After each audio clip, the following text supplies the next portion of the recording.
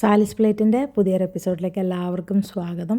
ഇന്ന് ഞാൻ എൻ്റെ ബാൽക്കണിയിൽ കുറച്ച് ചെടികളുണ്ട്, അതെല്ലാം ഒന്ന് കാണിച്ചു തരാം. ഈ വേനലിൽ നമ്മൾക്ക് എങ്ങനെ ഈ ചെടികളെ ഒന്ന് പ്രൊട്ടക്റ്റ് ചെയ്യേണ്ടതെന്നും കൂടിയിട്ട് ഞാൻ എൻ്റെ അടുത്ത് പറഞ്ഞു തരാം നിങ്ങൾക്ക് കേട്ടോ.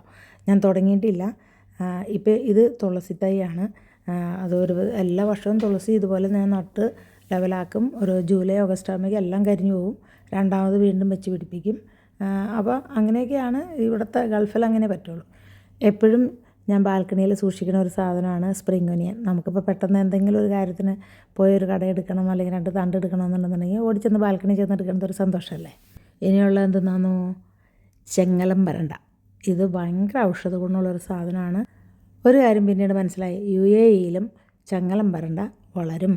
അതിൻ്റെ ഏറ്റവും വലിയ ഉദാഹരണമാണ് ഇപ്പോൾ ഈ നിൽക്കുന്നത്. ഞാൻ 2-3 പ്രാവശ്യം ട്രൈ ചെയ്ത് പിന്നെയാണ് ശരിയായി കിട്ടിയത് കേട്ടോ. ഇതിൻ്റെ ഡീറ്റെയിൽഡ് ആയിട്ടുള്ള കാര്യങ്ങൾ ഞാൻ പറഞ്ഞുതരാം കേട്ടോ. ഇപ്പോൾ ഈ കാണുന്നതാണ് എൻ്റെ കറിവേപ്പ്. ഈ കറിവേപ്പ് എല്ലാ വർഷവും ജൂൺ ജൂലൈ ഓഗസ്റ്റ് മാസമാകുമ്പോഴേക്കും കരിഞ്ഞു പോവും. പക്ഷേ അതിൻ്റെ റൂട്ടിന് ഈ പറഞ്ഞ പോലെ ഒരു പ്രശ്നങ്ങളും തന്നെ പറ്റില്ല. ഞാനൊരു മെയ് ലാസ്റ്റോടുകൂടി എന്ത് ചെയ്യുന്നറിയാമോ, ഈ ചട്ടികളുടെ മീതെ എല്ലാം ഇതുപോലെ പൊതയിട്ട് കൊടുക്കും. എന്തെങ്കിലും നമ്മൾ കറിക്കരിയണ സാധനങ്ങളോ ഉള്ളിത്തൊണ്ടോ അല്ലെങ്കിൽ തേങ്ങ പൊതിക്കണേൻ്റെ തൊണ്ടോ ചിരട്ടയോ എന്താണെന്ന് വെച്ചിട്ടുണ്ടെങ്കിൽ അതങ്ങ് കമത്തിയിട്ട് കൊടുക്കുക. അപ്പോൾ എന്താ ഗുണമെന്ന് വെച്ചിട്ടുണ്ടെങ്കിൽ ഈ മീതെയുള്ള മണ്ണ് ഒട്ടും ഡ്രൈ ആവില്ല. ഇതിൻ്റെ അകത്തുള്ള വെള്ളത്തിൻ്റെ അംശവും നഷ്ടപ്പെട്ടു പോവില്ല. അതങ്ങനെ അങ്ങ് ഇരുന്നോളും. അതിൻ്റെ റൂട്ടിന് ഒരു പ്രശ്നം ഉണ്ടാവില്ല. മുകളിലെല്ലാം കരിഞ്ഞു പോയാലും താഴെയുള്ള റൂട്ട് നല്ല കണ്ടീഷനായിട്ട് ഇരുന്നോളും. ഇനിയുള്ളത് ആലോവേരയാണ്. നിങ്ങൾക്കറിയാലോ, നമുക്ക് ഏറ്റവും ഉപകാരപ്പെടുന്ന ഒരു സാധനമാണ്. എൻ്റെ കയ്യിൽ ഇത് 3-4 ചട്ടികളിലായിട്ടുണ്ട്. ഇതാണ് ചെങ്ങലം വരണ്ടയുടെ വലിയ മുത്തശ്ശൻ. ഇത് ഞാനിപ്പോൾ നട്ടിട്ട് ഒരു 3-4 വർഷമായിട്ടോ. ഇത് സീലിങ് പോയി മുട്ടി അവിടെ താങ്ങും പിടുത്തമൊന്നും കിട്ടാണ്ടാകുമ്പോൾ പുള്ളി നേരെ താഴത്തേക്ക് ചാടും. അപ്പോൾ അങ്ങനെ ചാടി കിടക്കണതാണ്. ഇതിപ്പോൾ ഞാൻ കട്ട് ചെയ്ത് ചമ്മന്തി അരയ്ക്കാറായിട്ടുണ്ട്. ചെങ്ങലം വരണ്ട ചമ്മന്തി ഞാൻ ഇട്ടിട്ടുണ്ട്. ഞാൻ എൻ്റെ ചാനലിൽ കിടപ്പുണ്ട്. അപ്പോൾ അതുകൊണ്ട് നിങ്ങളത് പോയി കാണുക.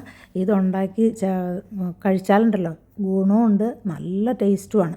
ഒരു പ്രത്യേക ടേസ്റ്റാണ് ഇതിൻ്റെ ചമ്മന്തി കഴിക്കാൻ. എല്ലുകൾക്കാണ് ഇത് ഏറ്റവും പ്രധാനമായിട്ടുള്ളത്. പണ്ട് കാലത്തൊക്കെ ഒടിച്ചിലുണ്ടായിട്ടുണ്ടെന്നുണ്ടെങ്കിൽ ഇത് ചതച്ച് കെട്ടി വെച്ച് കഴിഞ്ഞാൽ പെട്ടെന്ന് എല്ല് കൂടുമെന്നാണ് പറയണത്. ഇതെൻ്റെ ബോഗൺവില്ല. ഇതിനങ്ങനെ ഇന്ന കാലമെന്നോ ഓഗസ്റ്റെന്നോ ജൂലൈന്നോ ചൂടെന്നോ തണുപ്പെന്നോ ഒന്നുമില്ല. പുള്ളി എന്ന് ഇതുപോലെ പുഷ്പിച്ച് നമ്മളെ സന്തോഷിപ്പിച്ചുകൊണ്ടിരിക്കുന്ന ഒരു ചെടിയാണ്. ഇത് പണ്ടത്തെ നമ്മുടെ കടലാസ് മുല്ല എന്നൊക്കെ നമ്മൾ പറഞ്ഞു വെച്ചിരിക്കുന്ന ചെടിയല്ലേ. ഈ ജൂൺ മാസമൊക്കെ തുടങ്ങുമ്പോഴേക്കും സീസണൽ പ്ലാന്റ് എല്ലാം നമ്മുടെ പോവും. അത് വളരെ കുറച്ച് സമയമല്ലേ നിൽക്കുള്ളൂ. ഈ കാണുന്നതെന്നറിയാമോ, മണിത്തക്കാളിയാണ്. ഇതെൻ്റെ കൈ കിട്ടിയിട്ട് ഇപ്പോൾ ഒരു 6 മാസമായിട്ടുള്ളൂ. മുളകിൻ്റെ തൈ എന്ന് ഓർത്തേച്ചാണ് കൊണ്ടുവന്ന് നട്ടത്. പക്ഷേ പൂവിട്ട് കായ ഉണ്ടായി വന്നപ്പോഴും വിചാരിച്ചു ഇത് മുളക് തന്നെയാണ്, പ്രത്യേക ടൈപ്പിലുള്ള മുളകാണെന്ന് വിചാരിച്ചു. പിന്നീടൊക്കെയാണ് ഇത് മണിത്തക്കാളിയാണെന്നുള്ളത് നമ്മൾ മനസ്സിലാക്കിയെടുത്തത്. ഇതും നല്ല ഔഷധ ഗുണമുള്ള സാധനമാണ് കേട്ടോ. എനിക്കൊരു 2-3 ദിവസം കൂടുമ്പോൾ ബാൽക്കണിയിൽ ചെല്ലുമ്പോൾ ഇത് കിട്ടും. ഞാനും ഇത് കഴുകി തിന്നും. അപ്പോൾ നമുക്ക് ബാൽക്കണി പോകാൻ തന്നെ ഒരു ഇൻട്രസ്റ്റാണ്.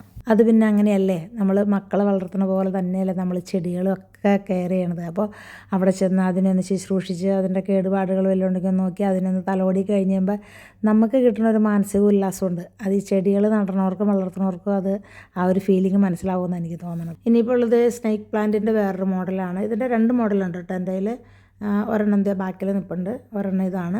ഇപ്പോൾ ചൂടായതുകൊണ്ട് എല്ലാം തന്നെ ഇങ്ങനെ ഞാൻ വളരണോ വേണ്ടയോ എന്നുള്ള ഒരു ചോദ്യത്തിൽ ഇങ്ങനെ നിൽക്കുകയാണ്. ഇനിയും നല്ല വേനൽ വരുമ്പോൾ ഈ വെയിൽ താങ്ങാൻ പറ്റില്ല. അപ്പോൾ സ്റ്റെമ്മുകളുള്ള ചെടികളാണെന്നുണ്ടെങ്കിൽ നിങ്ങൾ തുണി പതുക്കെ ചുറ്റി ആ സ്റ്റെമ്മിന് വെയിൽ കൊള്ളാണ്ട് വയ്ക്കുക. അതുപോലെ തന്നെ അതിൻ്റെ മീതെ നല്ല അതായത് എയർ സർക്കുലേഷൻ കിട്ടുന്ന പോലത്തെ തുണി ഇട്ട് കൊടുത്താലും നമുക്ക് കുറേയൊക്കെ പ്ലാന്റിനെ വെയിലിൽ നിന്ന് രക്ഷിക്കാം.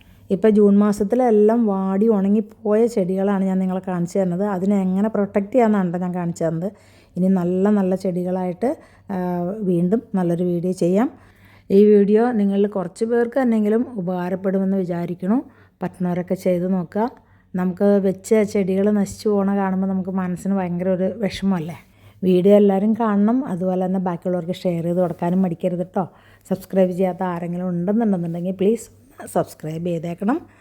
അപ്പോൾ അടുത്തൊരു നല്ല വീഡിയോ ആയിട്ട് നമുക്ക് കാണാം. അടുത്തൊരു നല്ല വീഡിയോ ആയിട്ട് കാണുന്നതുവരേക്കും എല്ലാവർക്കും ബൈ ഫ്രം സാലിസ് പ്ലേറ്റ്.